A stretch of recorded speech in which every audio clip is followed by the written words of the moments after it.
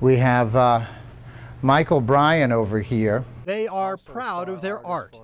For example, this one is $28,000. But not pleased with what we revealed about some of it. We were completely shocked when we saw how close they were. In May, a CBS 4 investigation showed 2 instances where the Royal Street galleries in Aspen were trying to sell paintings for thousands of dollars by unknown artists. Paintings that it turns out were virtually identical to originals painted by Colorado artists. Like Loveland artist John DeMott, who was stunned to learn a copy of his most famous painting was for sale for big money at the Royal Street Gallery. It hurts me as an artist. You know, I make my livelihood as an artist. The gallery owners, Michael Paliga and Peter Calamari, now say they accepted paintings on consignment from art brokers who represented them as originals by unknown artists. They now acknowledge these were probably just copies of other artists' works with made-up artist names. Yeah, victimized here also. Don't you guys have some responsibility to know that these are original and not knockoffs and not copies and not essentially frauds? This is a learning experience, and you know, these are 2 unfortunate instances, you know, in the course of 5 years, and we've certainly learned from this. This is Hamilton Aguiar from Brazil, But other Aspen Gallery owners like Ken Johnson don't think it was a couple of isolated incidents.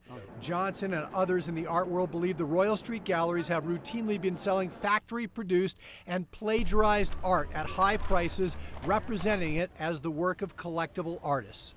They knock off what sells, you know, what's popular, and then they paint it over and over and over again. I wouldn't consider it very ethical. And that's what Aspen police are now looking into. Our officers are actively investigating the report.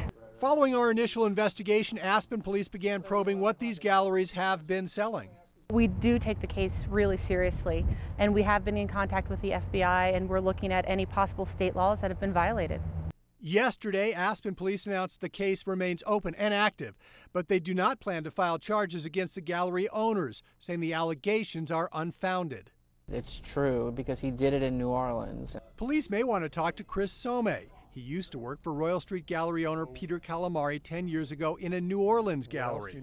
He says Calamari directed him to make up biographies for phony artists. Because these artists didn't even exist. They just made up these artists. Some says at Calamari's direction, he made up 20 artist bios out of thin air, where the artists had supposedly gone to school, been trained, and shown their work. Customers would ask, you know, to read about the artist. We would go into a drawer and pull out the bio that went with the artist. Some says he was young and new to the business and didn't immediately realize what he was doing was wrong. Everything solidified at that point that what they were doing, they were scamming people, and you know, I really didn't, they were just misleading people. To which Calamari says his former co-worker is lying. Yes, he is being untruthful. So you never told him to make up bios for artists that didn't exist? No, sir, I did not. One thing is clear. What's unfolding now in Aspen is down and dirty. Hardly a pretty picture.